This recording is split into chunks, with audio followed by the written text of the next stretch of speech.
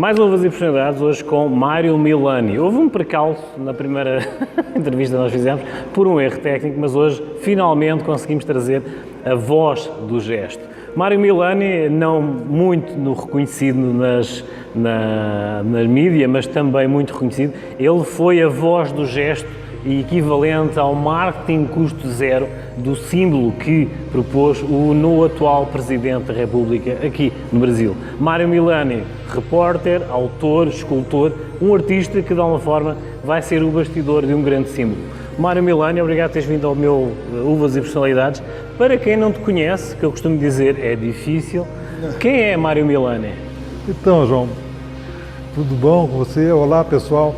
Então, eu sou Mário Milani, sou jornalista desde os 15 anos e sou formado em marketing, pós-graduado em marketing, formado em jornalismo pela Universidade Estadual de Londrina e tenho uma história vinculada à profissão de jornalista, mas também à militância política. Eu ao mesmo tempo que eu trabalhei na imprensa, eu trabalhei como repórter, trabalhei como chefe de reportagem, depois trabalhei como editor-chefe, depois chefe de departamento, trabalhei na área de TV, de rádio, de jornais, revistas, produzi uma revista minha chamada Bem Público, que é a primeira revista de cidadania e políticas públicas, uma revista, eu acho que foi importante para o Brasil, que a gente colocava grandes temas que a imprensa nacional não colocava. Então, aí fiz também na área de tecnologia, durante 6 anos, um caderno de informática, um caderno que tinha 12 páginas só de informática, os primeiros lançamentos da Windows. Eu fui convidado, andei pelo mundo inteiro através da informática, tive em vários lugares e acompanhei de perto toda a trajetória da tecnologia da década de 90 para cá, principalmente quando o Brasil não existia quase nada, né? Até mesmo a Coca-Cola não tinha domínio, a Globo perdeu o domínio para a Globo.com.br, ela perdeu o domínio para um cara que tinha uma loja de informática no interior de São Paulo, então domínio não sei como aconteceu. E hoje eu ainda tenho um domínio que eu acho que é um domínio espetacular, a primeira tecla do computador, enter.com.br. Então eu fiz uma militância, fui fundador do Centro Acadêmico de Jornalismo, trabalhei como repórter da Folha de Londrina, depois, e desde o início mesmo, já na minha cidade em Luanda, onde que eu comecei no Jornal de Luanda, eu fiz a minha primeira campanha política. Então eu fiz, desde os 16 anos praticamente, eu fiz campanhas políticas, coordenei várias campanhas, né, no marketing político. E fiz o gestual, né, do presidente Lula, o L do presidente Lula, que foi um marco do marketing político na América Latina. Ninguém tinha um símbolo próprio, né? A primeira vez que aconteceu um símbolo próprio nas campanhas políticas da América Latina. Então, eu vim nessa mistura, um pouco meio de italiano, né, que eu sou descendente, eu sou ítalo-brasileiro, sou descendente de italianos, e eu sempre falo que nós sempre tivemos uma oficina no fundo de casa. Deixa-me interromper, geralmente o italiano, eu costumo dizer que o italiano, a priori, acho que é dos países mais semelhante com o português, também com a neo-gastronomia. Mas tu tiveste a questão do marketing zero, a voz do gesto, mas puxaste a costela italiana, visto que o italiano fala muito, é muito gestual e por coincidência, tu estávamos a falar nos bastidores que foi por casualidade, num bar, que através do gesto tu tiveste essa criação. Fala um pouco dessa casualidade costela italiana. Sim. Então, só para finalizar a parte da minha... Só para... Desculpa, tá, João? Então, eu fui repórter, né? Sou jornalista e também marqueteiro político e trabalhei em vários veículos e fiz parte dos movimentos sociais. Então, sou um dos fundadores do MST Nacional, sou fundador de 2 centros de direitos humanos do Paraná, fui do Comitê de Anistia, fui pela volta dos políticos, né? Então eu atuei meio essa coisa de italiano mesmo, né? De um monte de coisa. E faço poesia, né? Faço música também, e você vê, escultura, então, e faço móveis até, sou marceneiro. Os gestos têm fundamental. Aí os gestos estão dentro. E quando eu criei, eu estava em Cascavel, e a campanha do presidente Lula nasceu em 1988, quando o partido resolveu colocar um operário, um trabalhador, um sindicalista candidato à presidência da República.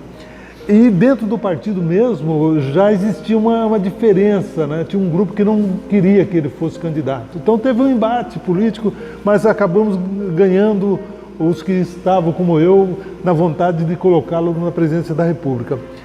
E em 88, isso em 89, quando a campanha já tinha iniciado, nós estávamos com uma dificuldade muito grande de recursos, de dinheiro. E eu fiquei matutando, né, pensando, putz, como que resolver esse negócio crônico, né, de falta de dinheiro? Eu falei, pô, a gente tinha que achar alguma coisa, né? E um dia, conversando num bar em Cascavel com o Jorge Sonda, Hernani Pudel, Márcio Pena, Alfredo Carvalho, Ocimar Bin e mais uns outros lá que eu não lembro agora todos os nomes, eu estava com a mão assim em cima da mesa e a gente tomando uma cerveja e eu vi o L do Lula. Eu vi o L e falei, puxa, tem um L aqui. E falei para os meus amigos ali, meus companheiros de partido, né, que a gente tinha saído de uma reunião. Ele falou, pô, Milani, mas isso aí não sei e tal. Eles ficaram em dúvida, né? Eu contei. E daquilo ali foi um insight primeiro, né? A inspiração primeira para começar um trabalho mais árduo, mais transpiração. Ali foi a inspiração. Aí veio a transpiração. Dali eu fiz uma tese, aí eu fiz um ensaio, né? E fiz também, inclusive fiz testes, né? Para ver se dava certo.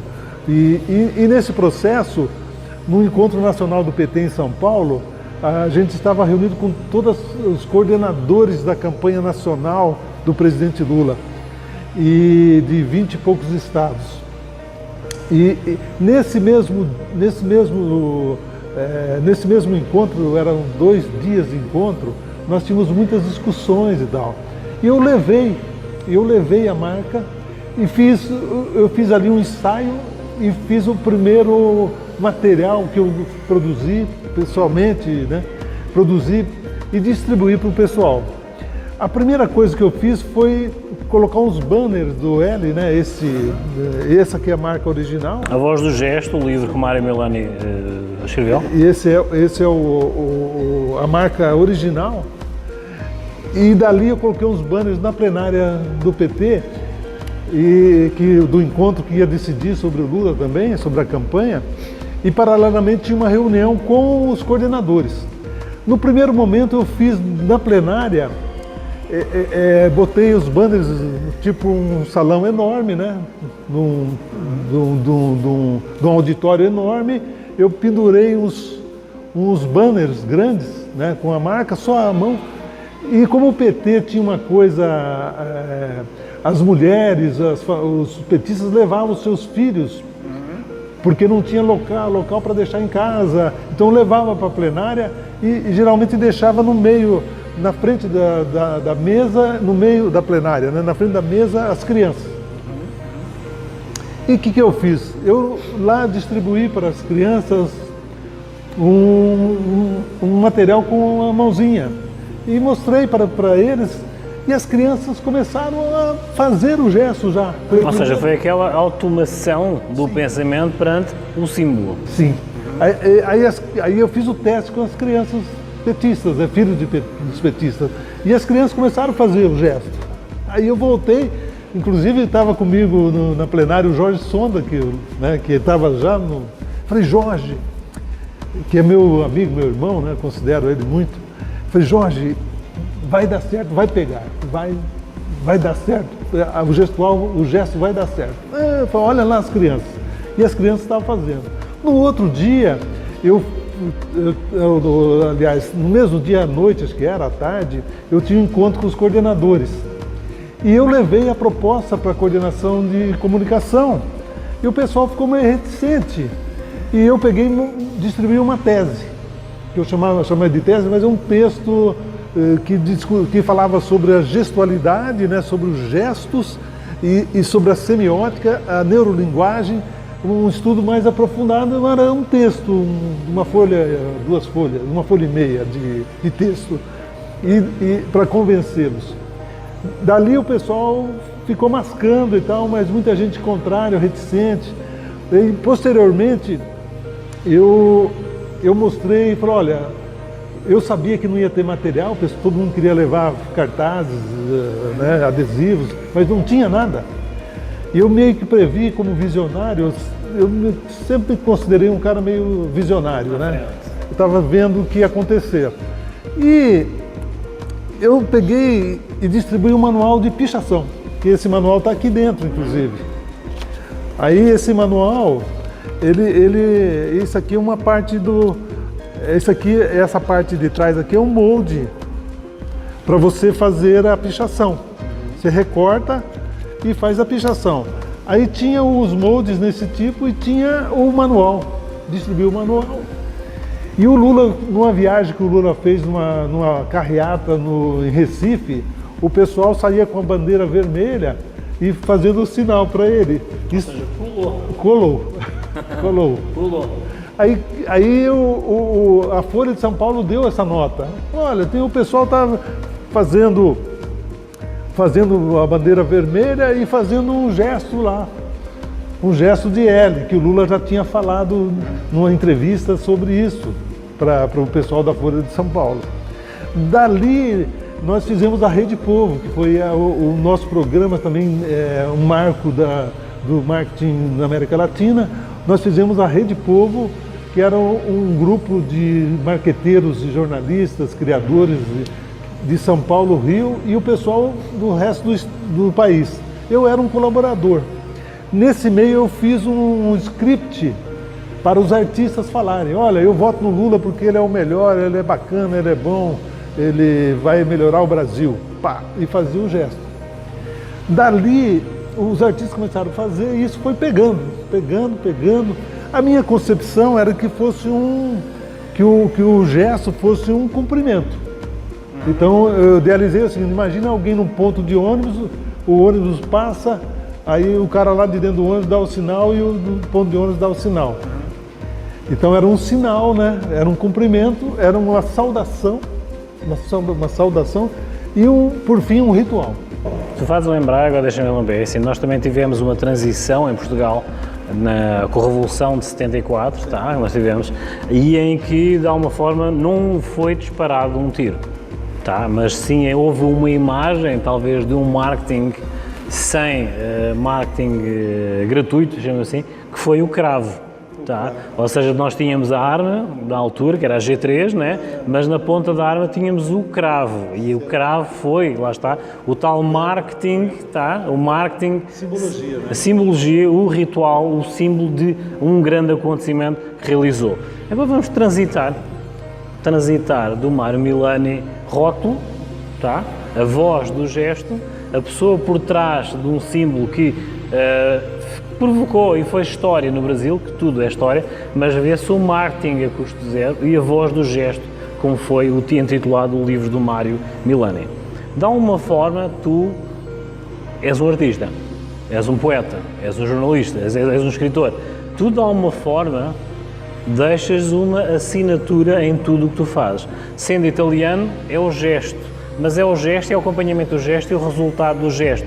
Numa escultura, numa fotografia, numa ideia, como nós já vimos em cima de uma mesa. De que forma é que está a tua assinatura em todo esse trabalho? Que deve haver uma assinatura, um gesto, um traço, um símbolo, mas de que forma é que nós podemos encontrar a tua assinatura em todo o teu legado? Podemos chamar a tua obra bem variada. De que forma ou onde é que encontramos essa tua assinatura? Então, João, essa assinatura, ela é encontrada, eu creio, nos testemunhais, né? Nos testemunhais. no feedback, quando você tem um Chico Buarque, eu entreguei o livro para o Chico Buarque e ele disse a seguinte, uma coisa que me arrepiou, assim, me pegou de surpresa, ele falou, eu já sei de você, o Chico Buarque, eu já sei de você, já sei da tua história e sei quem é você, e sei do gesto. Aí ele dá um depoimento falando.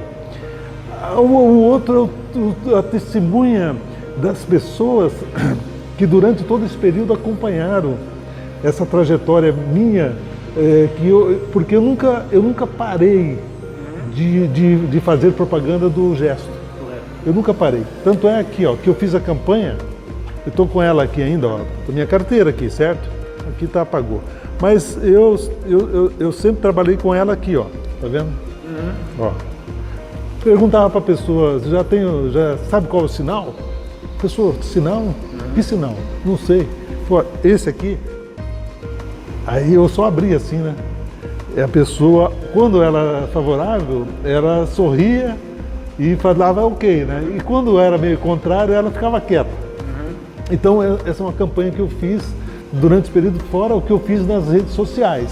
Fiz um monte de coisa nas redes sociais, com a ideia de um movimento pela liberdade. O movimento faz o L pela liberdade. Então a tua ideia, o teu segredo da receita, chamamos assim, é a tua espontaneidade no timing. Será isso? Sim, você tem que ter o timing também.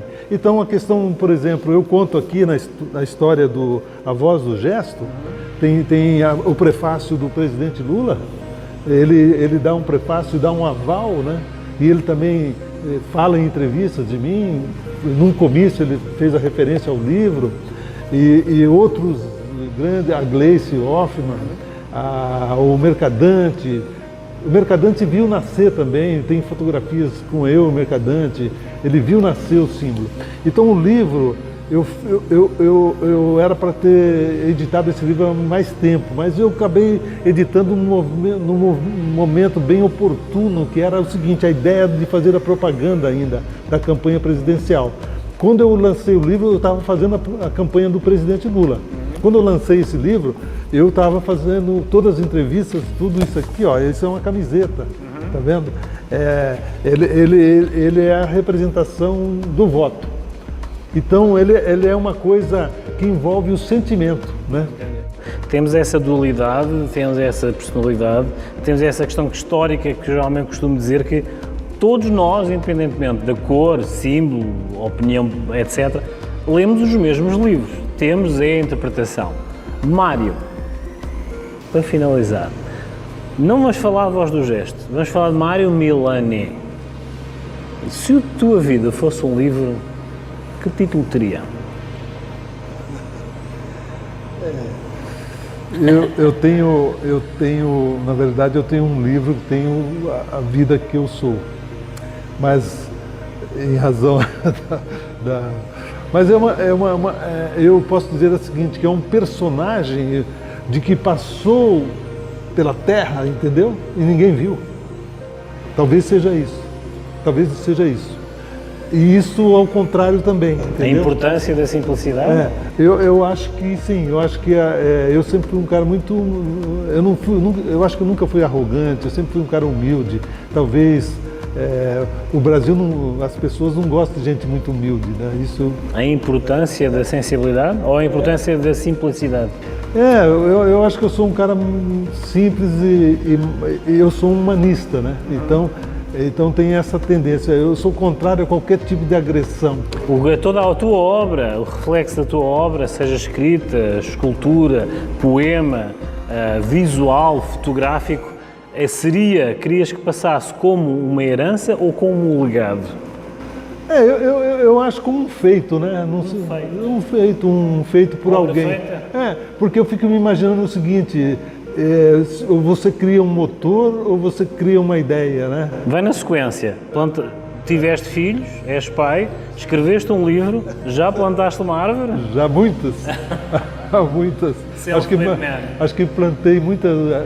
Do que eu mais fiz foi plantar muitas árvores, porque eu acredito nas árvores. Mário, para finalizar, qual é a frase /autor, /livro, /máxima que te acompanha diariamente no teu dia-a-dia, como motivação? É uma coisa que eu sempre falei para os meus filhos, né? Eu tenho 4 filhos, tenho 3 filhas e um filho. Eu sempre falei para eles o seguinte: olha, não faça nada que coloque em risco a sua integridade física. E não faça nada que coloque em risco a sua liberdade. Então acho que essa frase, ela resume a nossa vida. Então você viver pacificamente, né? Sem essa intenção de sempre se dar bem, sempre essa intenção que é o Brasil é muito comum, né? De dar golpe, de roubar, né? De tirar proveitos, principalmente na área pública, né? Então eu acho que isso resume o que é a vida para mim. E hoje eu digo, né? Eu não preciso de nada, né? Eu preciso ter saúde, né? Estar bem com o meu pessoal, minha família, meus amigos, que eu tenho muitos amigos, isso é um legado, eu acho, né? Muitos amigos, né? Eu considero muitos amigos. Então, inclusive o livro também, ele aconteceu por colaboração de vários amigos, né? Vários amigos, se for citar aqui, são uma multidão, um monte de gente, né? Inclusive gente que tem artigos dentro aí. Então isso eu acho que é um resumo da vida, que você não precisa de muito, né? Você não precisa de muito. Eu fico me baseando sempre a Mojica, a Gandhi, a Luther King, eu fico me colocando assim. Eu fui candidato já a vice-prefeito de Cascavel, e se eu fosse um candidato hoje, eu teria essa linha. Agora, eu estou a tentar recordar de uma máxima de Gandhi, quando, aspas, da a revolução sem agressão com o colonialismo britânico na Índia. Eu estou-me a tentar lembrar de uma frase, mas lembraste-me da frase de Gandhi. Eu não me recordo da frase, mas há uma máxima de Gandhi que ele usou bastante na ação, aspas, revolucionária da contraposição para com o colonialismo britânico. Se te lembrares dela, força, mas eu não me lembro, mas lembrei-me dessa máxima. Mas eu vou te dizer uma coisa que é aquela coisa da inspiração e transpiração. Não deixe para o ano que vem o que você deveria ter feito o ano passado. O timeline do Mário é bem mais alargado. Mário, eu quero-te agradecer, tá? Assim, vejam a obra do Mário, é bem abrangente. O reflexo de um símbolo não foi só a espontaneidade num bar, foi todo o reflexo da somatória das várias equações, das várias áreas que ele abrange, de arte, de jornalismo, de ética, profissionalismo. Foi o reflexo de toda essa bagagem num símbolo, pondo a mão numa mesa, e o reflexo está aí. Marketing Custo Zero, acho que vai ser o nome da matéria, com Mário Milani. Mário, muito obrigado por teres vindo ao Uvas e Personalidades, tá? Vamos então fazer um pequeno intervalo e voltamos já já.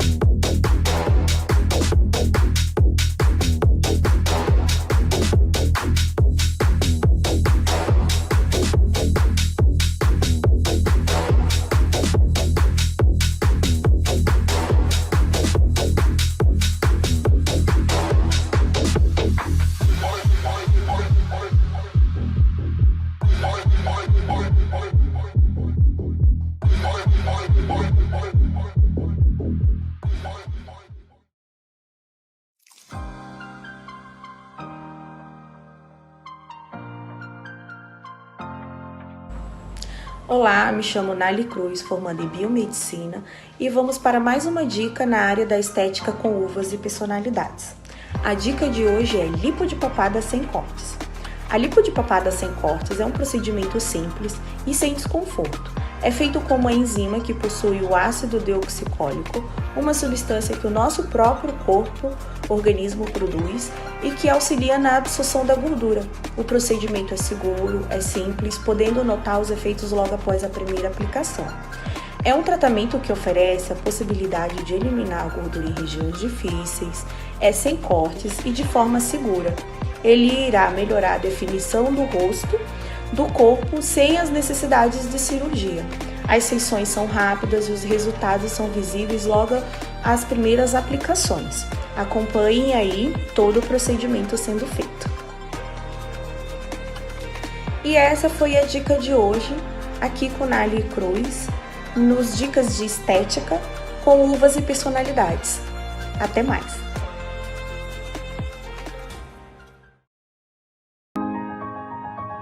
Ok, então aqui vamos nós com mais uma curiosidade sobre o vinho. Hoje vamos falar do champanhe.